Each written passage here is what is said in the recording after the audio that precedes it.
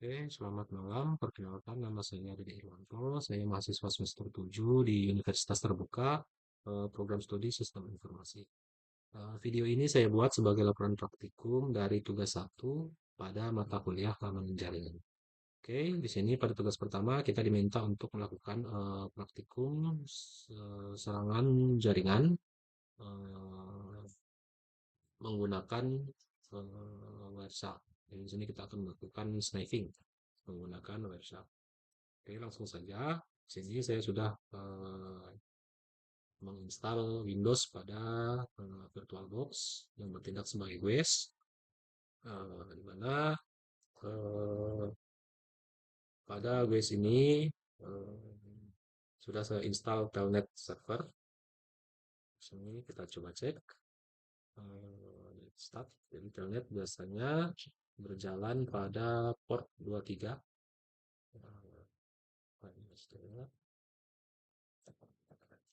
Ini terlihat sudah berjalan.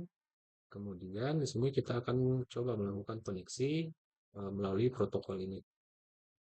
Jadi saya akan melakukan koneksi dari komputer host saya ke base pada VirtualBox melalui protokol Telnet. Namun sebelumnya kita coba cek dulu IP address dari IP dari US kita. Sini IP dari WES VirtualBox adalah 192.168.10. Sedangkan untuk IP dari komputer host sini adalah 192.168.10.10. Sekarang kita coba ping 192.168.10.1. Ya, terlihat di sini replay. Ya, sekarang kita coba tangkap eh, paket paket eh, yang berjalan melalui protokol Telnet menggunakan WhatsApp. Sini untuk Ethernet yang saya gunakan adalah Ethernet 2. Eh, ini Ethernet yang menghubungkan antara komputer host dengan WES. Coba sniping. Sini saya akan melakukan koneksi Telnet 192.168.10.1. Ya, terlihat bahwa paket-paketnya di sini sudah mulai ditangkap. Ya, kita masukkan username dari WES pada VirtualBox ini. Ya, username-nya adalah di, sedangkan passwordnya adalah 123. Nah, enter saja. Ya, terlihat bahwa koneksi melalui protokol Telnet ini sudah berhasil dilakukan. Ya, sini kita stop saja. Kemudian di sini kita cari Trailnet.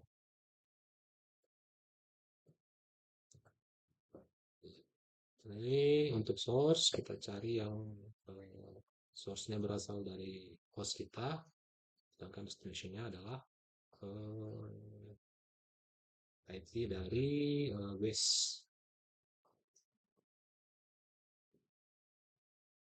Sini kita follow speedtrim. Ya, sini terlihat bahwa eh,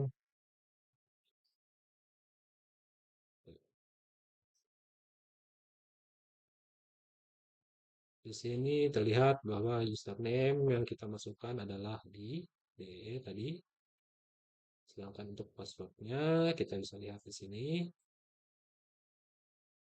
Nah, kalau ini kita fokus saja ke font yang berwarna merah ini. Ya, ini untuk username kita DEE, sedangkan untuk passwordnya 123. Atau kita bisa lihat di sini. Ini DEE dan passwordnya 123. Ya, jadi seperti itu. Selain itu, eh, kita juga bisa melakukan sniping terhadap protokol lainnya. Jadi sebagai contoh, di sini saya akan melakukan sniping paket-paket terhadap paket-paket yang berjalan melalui WiFi. Jadi sini kita coba login ke situs vbsca.ca ini, di mana di sini terlihat bahwa Situs ini berjalan pada port HTTP atau port 80. Ini not, kita lihat di sini not secure. Ya, karena salah satu eh, kelemahan dari port ini atau protokol HTTP ini adalah paket-paketnya bisa apa, paket-paketnya bisa kita tangkap eh, melalui aplikasi website dan data-datanya tidak dienkripsi. Jadi di sini misalkan kita masukkan username sembarang saja, admin dan password eh, admin 123. Kita coba login.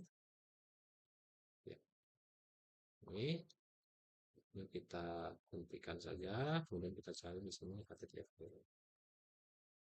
Ya, kita fokus pada metode POST. Jadi metode POST ini adalah metode yang akan berjalan saat kita menekan tombol login tadi. Jadi ketika kita menekan tombol login ini, eh,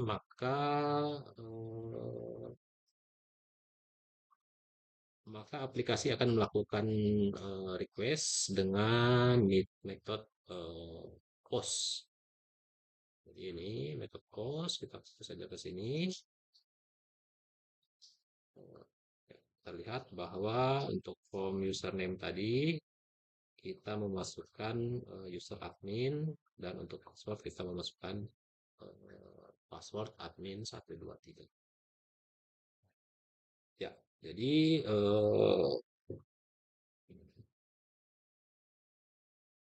jadi hmm,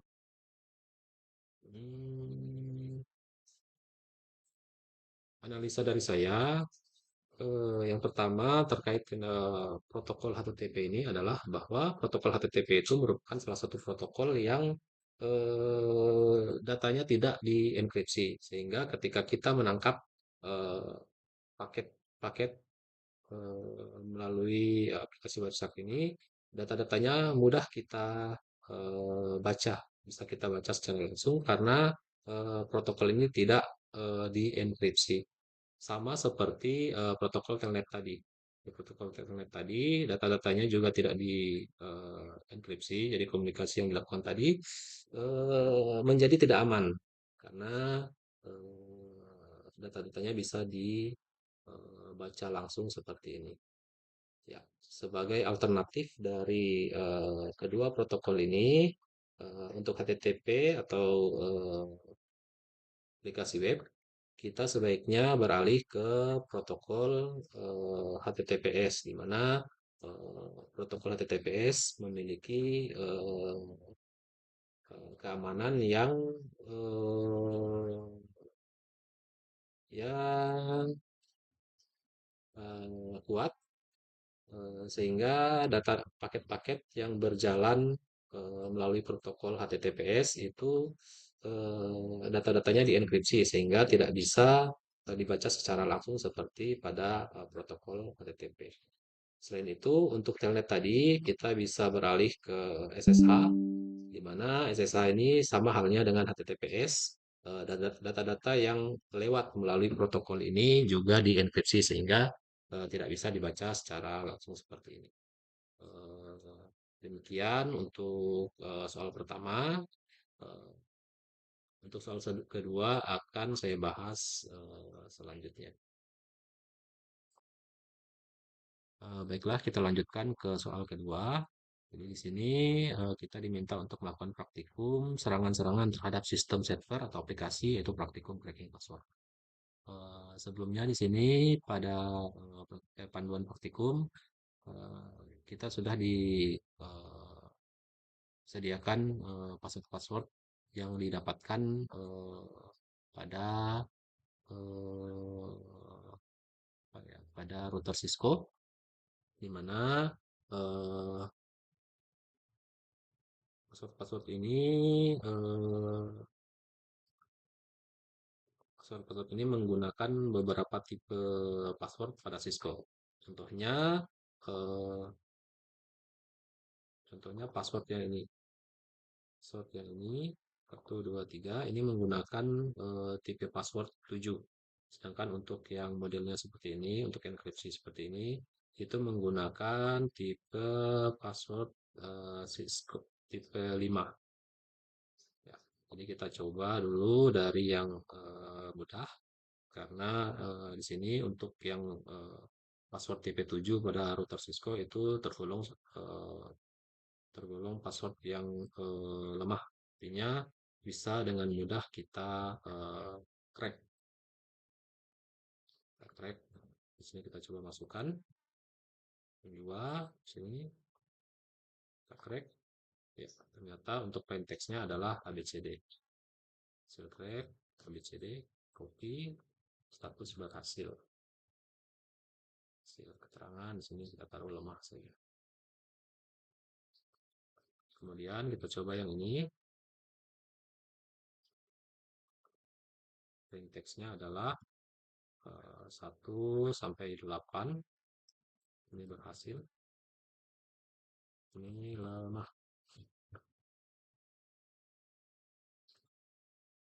Kemudian yang ini. Coba lagi. Passwordnya adalah password dengan simbol F. Ini berhasil. Sekarang untuk password lainnya itu formatnya seperti ini. Di sini ini adalah gabungan dari MD5 dan eh, apa ya, dan S kayaknya. Jadi kita coba ketikkan.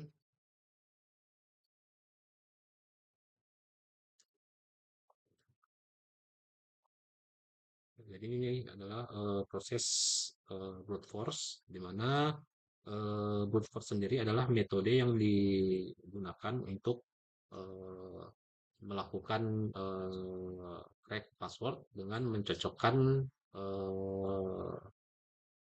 mencocokkan password dengan kamus password. Jadi biasanya metode brute force ini kita biasa coba kita kan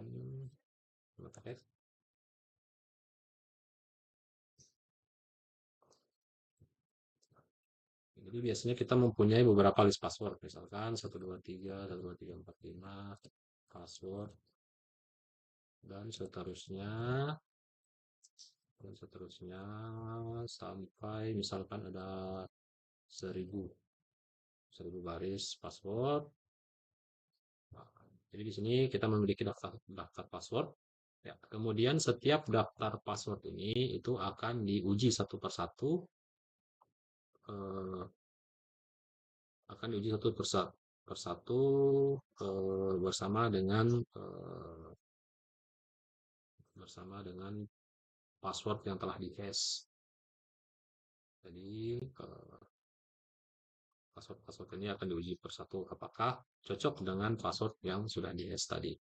Jadi seberapa lamanya dia akan berjalan itu tergantung dari seberapa banyak list password yang kita miliki. Semakin banyak list password yang kita miliki, maka proses untuk melakukan brute force-nya akan semakin lama. Terlebih apabila list password tersebut berada di baris yang paling bawah, sehingga akan memakan waktu yang lebih lama. Di sini terlihat untuk password ini, terlihat prosesnya cukup lama, mungkin karena aplikasi ini belum menemukan kata sandi atau daftar password yang pas untuk dicocokkan dengan password yang telah di hash ini, sehingga prosesnya akan berjalan lama. Sini kita hentikan saja. Ini secret tidak ada, belum ada, tidak ada keterangan keterangan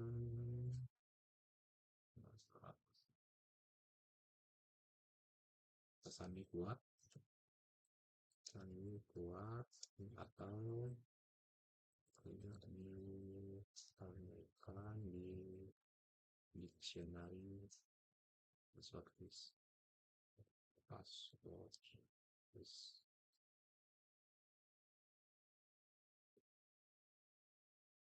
atau bisa juga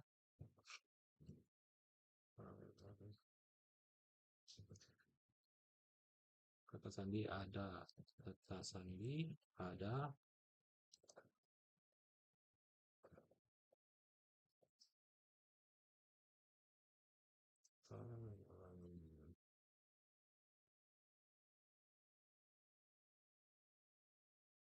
lihat masih berjalan.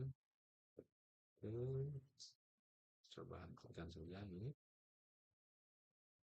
Kemudian ini kita coba yang ini.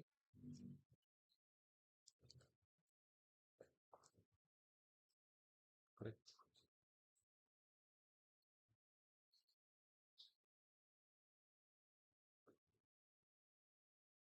Kita tunggu sedikit.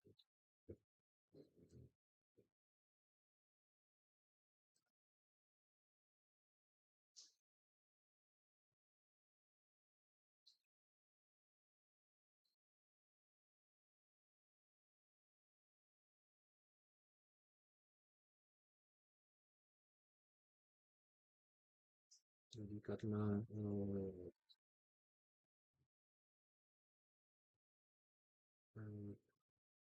untuk hasilnya mungkin tergantung juga dengan koneksi yang kita pakai. Karena ini berjalan secara online, maka koneksi juga akan berpengaruh. Kita tunggu saja.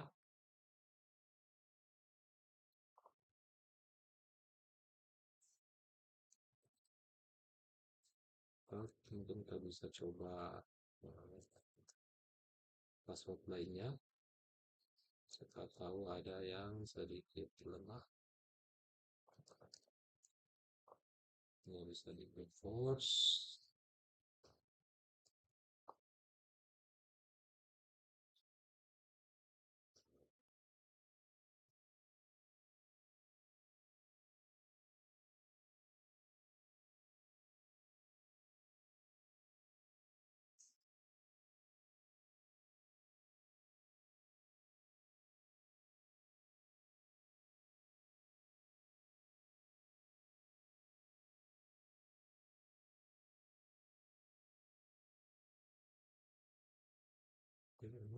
Password.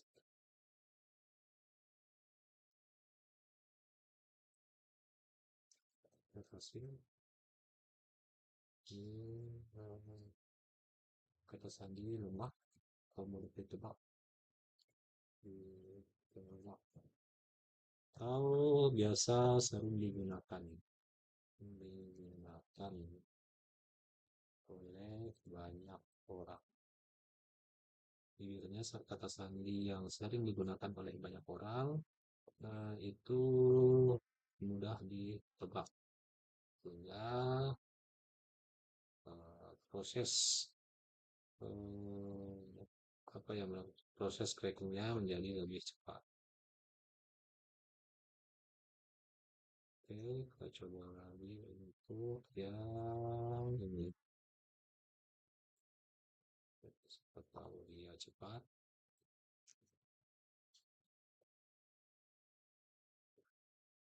Ini belum ketemu, kayaknya ini prosesnya sedikit lama. Kita tunggu sebentar.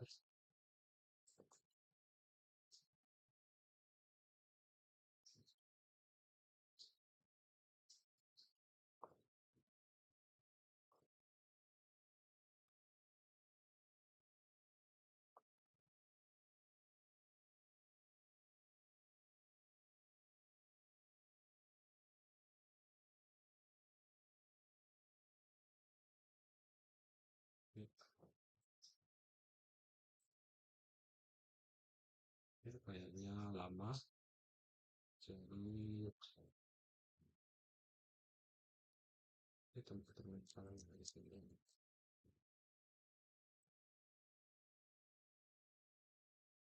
atau belum ditemukan karena jadi di sini kata tak sandinya kuat atau tidak ditemukan atau belum ditemukan karena kemungkinan daftar list passwordnya itu terlalu banyak sehingga untuk menemukan kata yang cocok itu diperlukan waktu yang lama. Jadi sini saya tuliskan keterangannya tidak atau belum ditemukan karena ada berbagai kemungkinan. Misalkan untuk daftar kata sandinya itu ada 10 juta atau 1 juta atau sampai 10 juta, kemungkinan itu akan memakan waktu yang lumayan lama. Seperti itu. Jadi untuk metode brute force ini kurang lebih seperti itu cara kerjanya. Jadi untuk ini sudah ternyata untuk yang terakhir tadi dan teksnya adalah 1, 2, 3. Channel Renal ini 1, 2, 3 dan hasil ini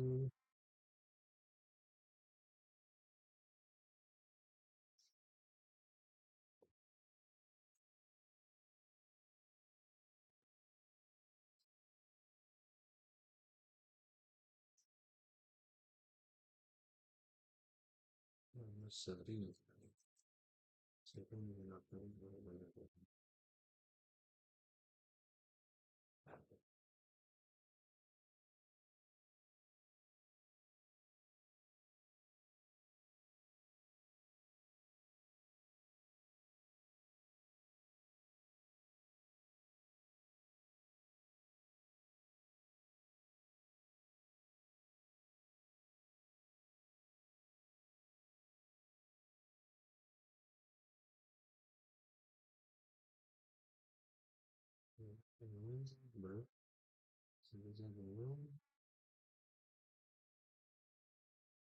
belum teman-teman seperti itu. Ini keluar. Ini belum ada gagal.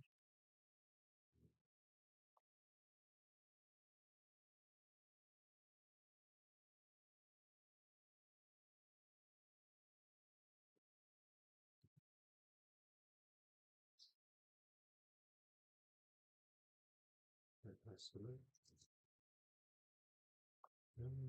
belum.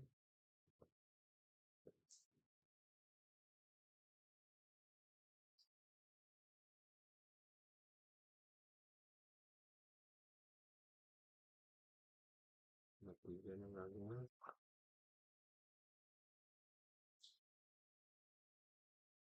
Yang pertama sudah kita post. Ya, mungkin seperti itu penjelasan dari saya terkait ini kita post saja karena ada banyak kemungkinan mengapa eh, peserta-peserta ini tidak bisa di track.